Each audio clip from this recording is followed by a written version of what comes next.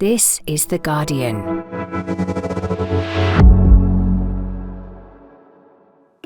Today, inside the Green Party surge and Zack Polanski's vision for Britain.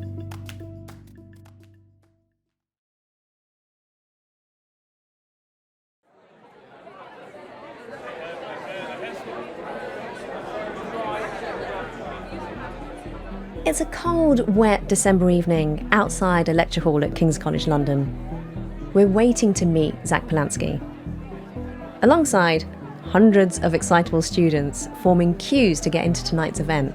Well, we released tickets, and I think they all sold out pretty much completely within an hour. And I was at the student pub the other night after our politics ball, and the bartender came up to me and she was like, "Oh, have you got any Polanski tickets left?" And I was like, "I'm really sorry, no." And then also with these events, understand. Just a few months ago, few people had even heard of Zack Polanski, or cared who the leader of the Green Party was.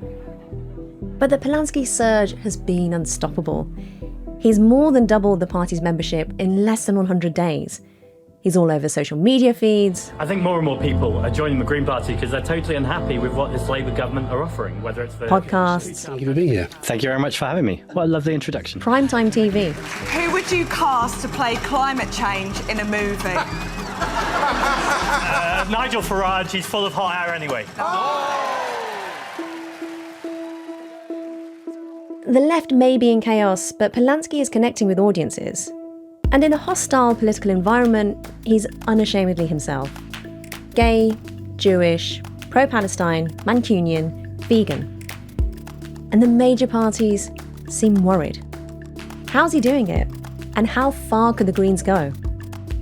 From The Guardian, I'm Nosheen Iqbal. Today in Focus, why it's not just Gen Z who love their Greens.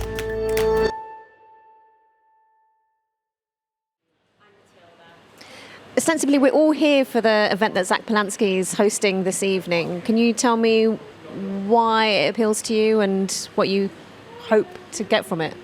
I'm very enthused by him as a person, and so I feel like this kind of movements are bringing hope in a time where things feel really difficult and quite dark. And I think that hope, this idea of hope is really exciting and spreads a lot amongst young people. So, yeah. I'd say he's very relatable. That he was on the last leg, I think it was about a month ago. So he just spoke like anybody kind of would. And I find that really appealing because he's not kind of got a certain politician sort of tone or way that he speaks. He just kind of says what he believes, essentially.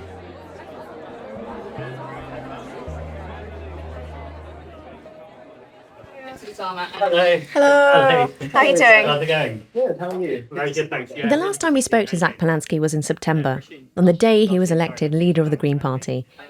Now, because of the party's own rules, he's officially only got about 9 months left before another leadership contest. Zack, how's it going? It's going really well. I think you always balance it between the turmoil that this country is in and also that the world is in, with the mass enjoyment of the fact that since I was elected just over 2 months ago, we've had 100,000 new members. There's polls where we're polling above the Labour government, and I can't get very far in the street or on my bike without people telling me how excited they are. So it's a mixture of lots of emotions, but more than anything, it just feels like a lot is happening and there's a lot to achieve and it's all to play for. Well, I was going to say, the last time we met, you seemed very enthusiastic and giddy, and that has not seemed to dim. I expected there to be more weariness, yes, the job is very hard. But of course, the job is hard. Can you tell me about what the challenges have been so far? I think the first challenge is around money, so resourcing. That's got a lot better since we've had 100,000 new members. Isn't that equivalent to about 4 million extra pounds? I think it's about £4.5 million at this point. So all of that is good. But then when you look at the last election, the Green Party spent, I think, £1 million reform, and I think the Liberal Democrats were around £4 to £5 million. Then you've got the Tories on £20 million and then Labour on £30 million. So the gap is still pretty huge. And what does that mean to people who don't understand politics or what that money's for, or they hear £4 million? are the Green Party going to be using it for? So some of it's basic things like social media advertising, and then probably more than important than anything is staff team all around the country. So people who are able to organise groups of volunteers in our regions. We already have those staff members, but just to give you a kind of indication of how much we're punching above our weight, for the last year or two, we've had between 1 or 2 staff members who are responsible for the whole of London, for example. Right. It's a bit like a startup that is growing so exponentially and so quickly that every single day there's new opportunities, but that also brings with it new challenges. But there's an interesting analogy there, because a lot of people who have been sort of core founding members of the Green Party for decades would argue that this isn't a startup, we're an established thing. And what you're bringing is this sort of startup energy of moving fast and breaking things, and they may feel quite worried about that. What's your response to those kinds of criticisms or fears? It's genuinely not been my experience. It was something I was expecting and something I was getting ready for. But actually, people are just really excited. They recognise the danger of reform, whether that's on the climate crisis and their kind of climate denying or at least climate delaying interventions, or it's for Labour government. We've got Shabana Mahmood, Farage is saying jump, and we've got a Labour government who are saying how high, and people in this country are terrified. And so whether in the Green Party or not, I think people are just really grateful and hopeful that there's a party that are saying the things that need to be said and taking the action that needs to be taken. Does that mean everyone agrees with me on every word? Absolutely not. But I don't need people to agree with me on every word. I just need us to have common cause. And I think the common cause is tackling inequality and the climate crisis. What do you think is connecting about your message in particular? And I'm thinking about the 100,000 extra members that you've added to the Greens.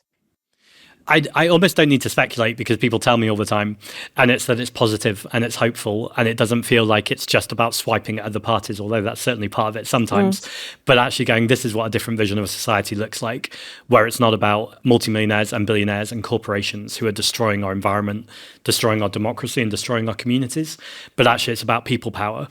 What can you tell me about the demographics of the new member sign-ups? There's been polling a lot in the last couple of weeks that shows that under 50s we're polling really well, and that's certainly a big section of the new people who have joined. So actually that's one of the really exciting things here. It's a really diverse coalition.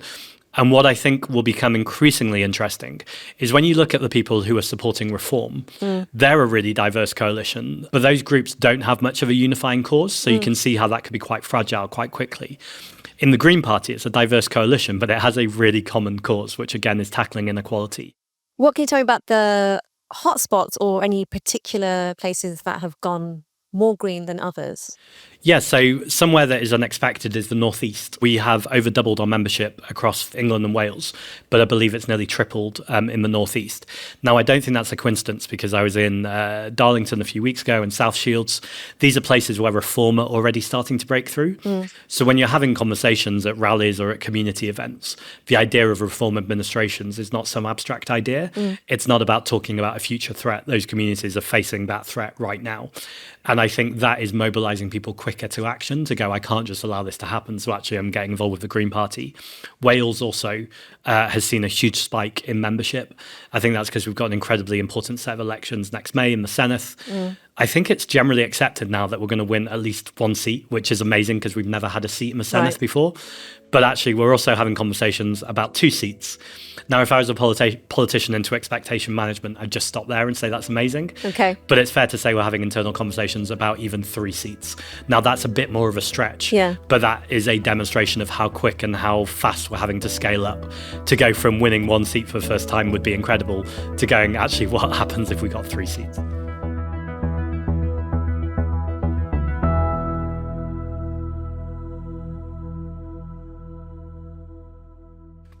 When we last spoke, and it was just as you've been elected leader of the Green Party, obviously there'd been a lot of speculation in the press prior to you winning that there was going to be a split within the party in terms of what the traditional core voters wanted and your approach, which arguably was framed as being quite lefty populism. You've said that you haven't actually countered much of that from the Green Party core, but has there been any worry about alienating potential future voters who, thought they were getting one thing with the Greens and actually are getting Zack Polanski and his message? I don't think so at all, because I think the party message has always been essentially about tackling inequality and tackling the climate crisis. I think it is a fair observation that I am communicating it in a different way, but actually the core message is the same. I suppose the one tension I'm observing all the time is about the way I speak about reform. So you'll have noticed I'm not shy about saying that Nigel Farage is a complete charlatan. He's a man who says he's a man of the people, but he's actually a man of the wealthy people. He claims to be a populist, but he literally defends the 1% rather than 99%. So he's a complete anti-populist. That all being said, I do want to speak and communicate with Reform voters. That's very different to the Reform leadership and the Reform MPs.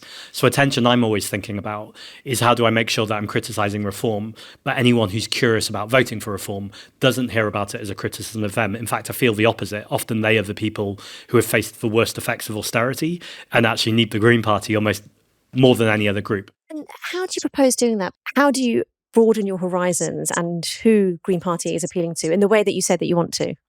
One, so the podcast very specifically, Bold Politics, never miss a chance to plug, is that actually, I'll be honest, when I initially launched it, the idea was that I thought I'd have people from the right on it as well, and people could hear me argue the merits of the issues. And I realized very quickly that I'm spending my life on the media in the lion's den, whether it's on, I won't name media organizations, but... So you're always arguing the right, it feels like. Yeah, I'm just in those spaces all the time, and people can see that anytime they turn on the TV. I'm going to continue to go into spaces with people that I disagree with. So that's one way I want to win people over. But also I recognize none of this really happens on the media or on podcasts. It's when I'm going into communities. I'm spending an immense amount of time around the country as well, both in England and Wales.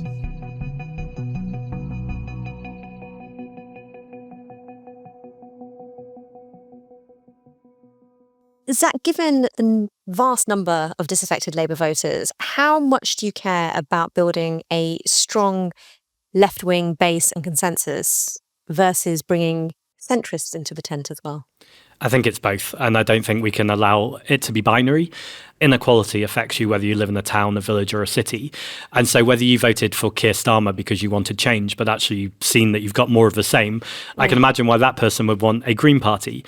Or if you're someone who's voted Conservative but recognise you've now got a leader who's pretty much a climate denier, or she would say a climate delayer, she doesn't believe in net zero, then you need a strong Green Party.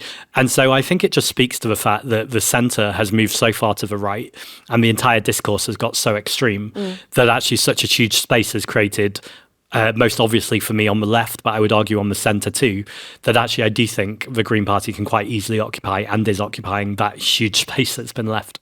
Okay, well, let's talk about that huge space because we've just witnessed quite a shambolic few months for your party. They've just conducted their first conference and claim at least 2,500 reported to have attended the weekend in Liverpool. How hard will you be fighting to convert those into Greens?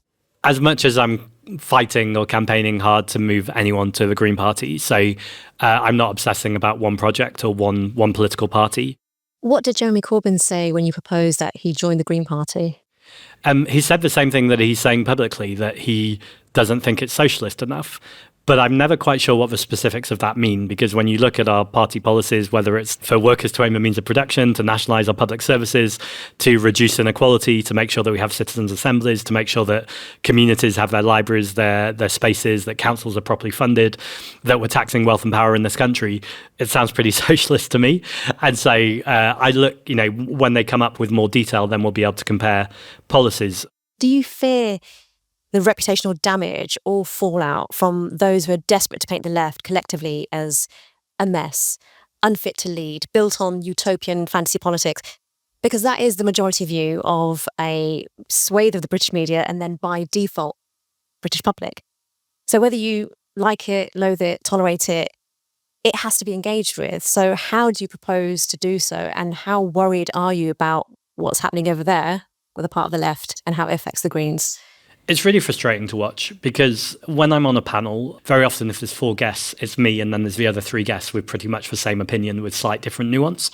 And so the idea of having more voices on the left, pushing on the same campaigns or issues that I am, I think is an opportunity, or there was an opportunity there if they got it right.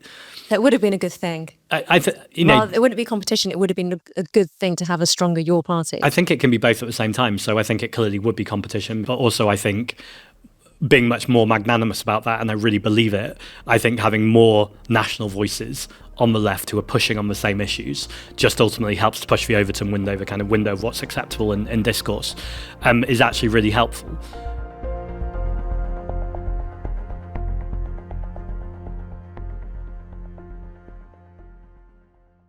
You've got, if I've got this right, about 9 months left. How do you ensure the momentum keeps building? And is there any discussion, in fact, to change the rules so that your term is longer? I think there is discussion happening, but I genuinely am not part of those conversations for obvious reasons. But I hear every so often that those conversations are moving on. I think whether that's, whether it's 9 months or whether it's a year and 9 months or 2 years and 9 months, whatever it might be, I think the answer is the same, to be honest, which is to keep focused on the prize. But I'm interested in, and you'll keep coming back to it, but your top 3 priorities in the next 9 months, where do you hope to lead the Green Party come next September? I want people to know that we're the party of housing, so to keep making the case for building council housing. We have a Labour government who say there's a housing crisis, but actually what we have is an affordability crisis. They want to remove quotas of affordable housing, which seems like the most incoherent possible position. At the same time, they want to destroy nature in the name of housing. They say it's about, not letting bats and newts stop housing. Notice they don't say it's about beavers or otters, because beavers or otters are loved by the British population. And so I see a real argument to protect nature and to say that we need to build housing at the same time. I think second is about winning the economic arguments. I'd say we're getting there with a wealth tax. We now know that 75% of the British public support a wealth tax. It wouldn't raise that much, though, comparatively to what is needed. So what else is there? Well, I'd caveat by saying it is massive, and I agree with the question. There's still a lot more that needs to be done. But if you go a 1% tax or a 2% tax on assets of £10 million or more could raise you between 12 and 14 billion pounds, it is astronomically ridiculous that this government didn't just go, actually, when this is incredibly popular and we have this so-called black hole, which is a whole nother conversation, you wouldn't have gone 12 to 14 billion pounds, let's have that. Also bringing capital gains tax in line with income tax. That just means we're taxing unearned wealth as much as we're taxing earned income, because right now you could be the cleaner of this building but paying more in tax by proportion than the person who owns the building. That's fundamentally unfair. That all being said, to come to your question more directly, I do think that's also true. We need to be making the argument for investment. So every pound that you spend on capital infrastructure, if it's on green investment, for instance, you get £1.88 back. So this government, and certainly people who describe themselves as the sensibles or the professionals, would the say, grown-ups, as they say. Yeah, the grown-ups would say you can't afford to build infrastructure right now, or you can't afford to invest. But actually, we can't afford not to. We know, particularly around the climate crisis, that the cost of inaction is so much more expensive than the cost of action. I just came from a meeting with the London Fire Brigade where they were talking about the wildfires and floods that are now baked in. It's not that even if we mitigate the emissions, these wildfires or floods won't come. They are coming whatever now. The question is, what is the severity of them and how can we reduce the impact of them, and how can we spend money on climate adaptation so when they do come, the people who have done the least to cause them, i.e. the poorest communities, don't face the worst effects. Again, this government seems to be completely absent from that conversation, and I really see that as a priority to really focus in the next year or two about making the argument about the cost of inaction. Zack, what is the most enjoyable thing about your job, and conversely, what's the most difficult? Actually, they're the same thing. So the most enjoyable thing is when I'm walking around and cycling and just people coming up to me and telling me stories. And there are days where I just, want to get about and buy a pint of milk from a shop, and I'm being stopped for a selfie, and that's very, very lovely, but also is disruptive to your life. And I'd be lying if I didn't say there's moments where I go, I just want to put my hoodie up and hide away, but that's what I've signed up for, and it's an absolute privilege.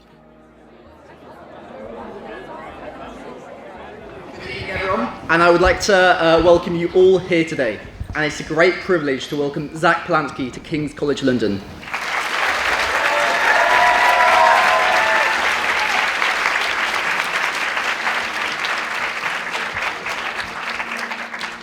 Thank you, and thanks so much all for being here. It's really appreciated. I actually hadn't realised until this moment it's 3 months tomorrow, so this is like the eve of my 3-month anniversary, not a 3-month anniversary, is everything. What did you make of this evening? I was very sceptical at first. My initial view of the Green Party was, they're just environmental fairies. They didn't have a lot of stances on issues that are facing ordinary working class people, such as housing, immigration, all sorts. But coming today really changed my mind. Really? Yeah. Are you signing up to the Green Party then? Most likely, Wow. yes. I was skeptical. To member. Yeah. Also, one quick thing. I know I'm yabbing a bit too long, but I know something might be insignificant. But whenever I got a picture with him just now, and every time someone asks for a picture, he'll be like, "Can I put my arm around you?" The fact that he asked consent and he's such a respectful gentleman, I really love that about him. You don't see that a lot with a lot of people. Could I ask you to introduce yourself? Yeah, so hi, I'm Oliver. I am a second year politics student at King's College London. And what did you make of this evening? It was fantastic. I cannot describe to you how much hope I feel out after so much despair. What is it about Zack that gives you that sense of optimism as a trans person? He's the only person that's willing to talk to us head on like we're humans. I mean, Keir Starmer and I always talk around us, like the trans debate, how it's framed as this. We're always trans activists. We're always these people that are demanding so much. Zack is the only person on the current, or in the kind of mainstream of the political debate currently that talks to trans people like they're humans and about trans people like they're humans. All we want is one person to listen, and I think we finally found that one person that's willing to listen in the political mainstream. Coming up, can Zack Polanski sustain this huge momentum?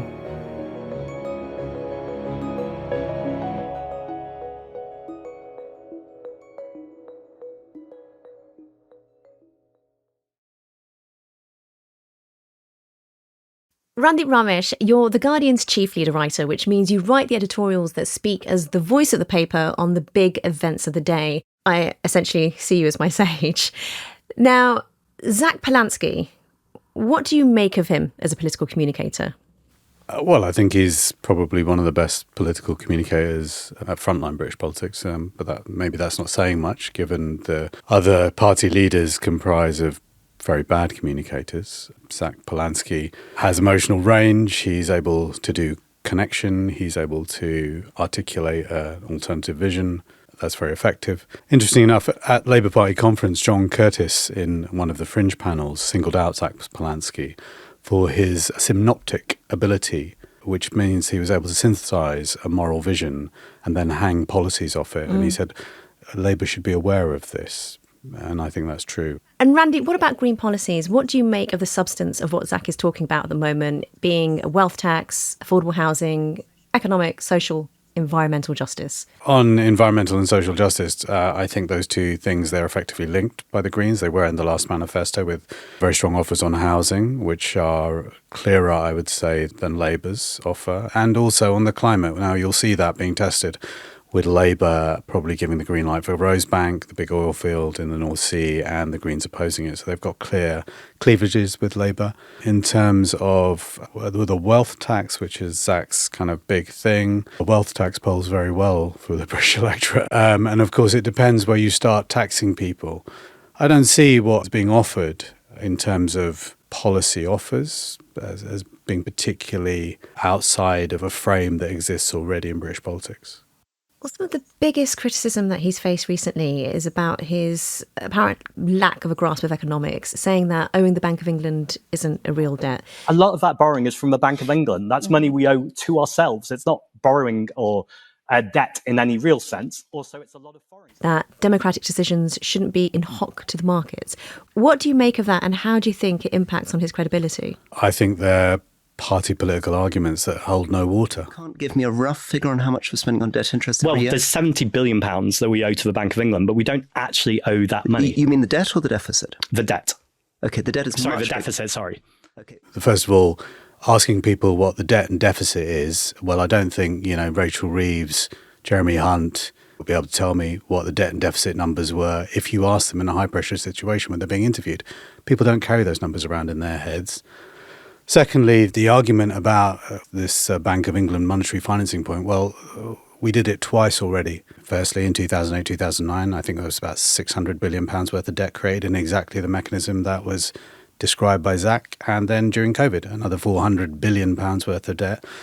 And then there was a lot of jokes made about the type of economists that Zack had been listening to. There is a consensus that the neoliberal model has broken and it's not worked. Consensus where? From people like Gary Stevenson? Or where's the consensus? Where's the academic? Possibly that was the one error that he made, but there are plenty of economists that agree with him. I can name some, but I don't think your listeners need to know that. And Randy, primarily, what do you think are the biggest challenges he faces right now?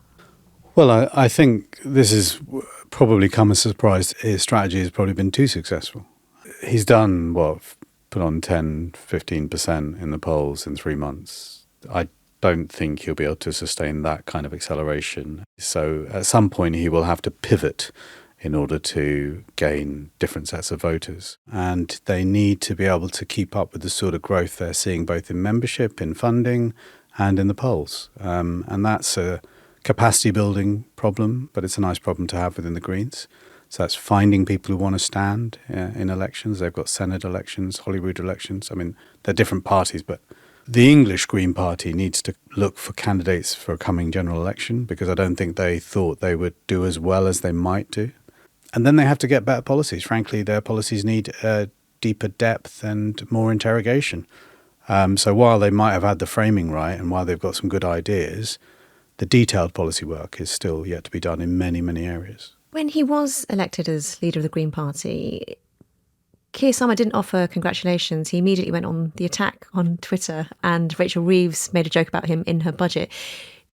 Do you think Labour are truly worried? I mean, they keep talking about reform, but how worried do you think they are about the impact of the Greens and Zack Polanski's appeal to the youth? They're very worried, and they should be, because they've exposed their left flank and they're bleeding votes to left-wing alternatives. Zack Polanski actually says there are these seats that we're winning, and you can see the Labour vote fall by exactly the amount of votes that we're gaining. There may be lots of things going on, but just from afar, that looks like a bad thing for Labour if all their votes are transferring en masse to another party.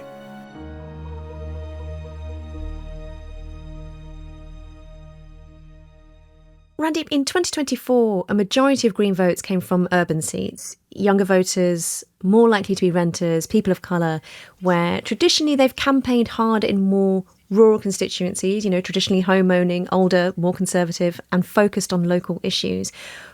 What do you think that says about the Green Party's current strategy and the direction of travel? I mean, it's a problem that all large parties have, that they're trying to do two things at once. At the moment, Zack's strategy is to go for progressive votes, and that is kind of an urban phenomenon. So, I mean, that's the cap on his current strategy. His argument, as far as I can see, is that the rural constituencies is actually getting a lot of people attending Green meetings and seeing membership go up there. So at the moment, his rhetorical kind of pushback is basically, we're doing okay there. And on the subject of local politics, there are roughly a third more Green councillors elected in the last local elections than there are for Reform. I think they partly control, or in the ruling administration, for about 38 councils to Reform's 10. How are Green councillors faring in local government? From afar, from a helicopter view, I think they have had successes. There's the kind of totemic Brighton example, which is always used as the stick to beat them with, because they collapsed in a sort of era of infighting. I'm not an expert on Brighton politics, but it looks from afar that's kind of what happened. On the plus side, Brighton was, I think, one of the first councils that had a living wage, so they did the dignity at work stuff pretty well. It invented low traffic neighbourhoods, which now spread across the country. Their record in Bristol has generally been quite good, I think. In Lancaster, I know their community wealth building stuff has gone down quite well. They balance the budget. Generally, they've not been terrible. You don't get lots of stories saying Green councils are doing A, B and C awfully. And what do you make of the oft-stated Polanski position that Reform gets so much more of the coverage than the Green Party do, despite having fewer MPs? I think it's a serious problem. I think Ed Davey makes the same point. And, for him, I think it really is an issue because, when you have effectively gained that much parliamentary representation, you should have a reasonable say in public debate. And if the public square isn't open to you because, too much of it is colonised by people who want to hear the Reform message, then you have to ask why, the media, which mediates, has decided to run around with a microphone following Nigel Farage, because their positions change all the time. I mean, never mind Zack Polanski.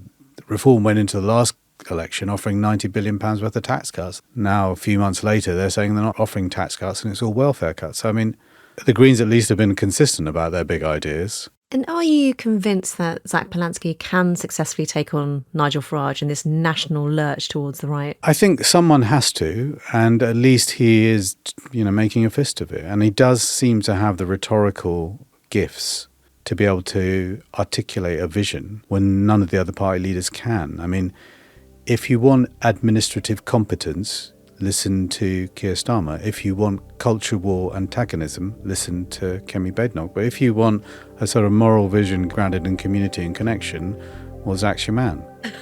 Randeep, thank you so much for your time. Okay, thank you. That was Randeep Ramesh, The Guardian's chief leader writer. My thanks to him, Zack Polanski, and the students at King's College. And that's it for today. This episode was presented by me, Nosheen Iqbal. It was produced by Alex Atack and Ivor Manley. Sound design is by Brian McNamara.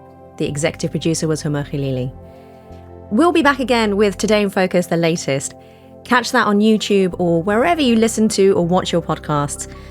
Finally, don't forget to follow Today in Focus on Instagram and TikTok, where you can see and hear even more from us.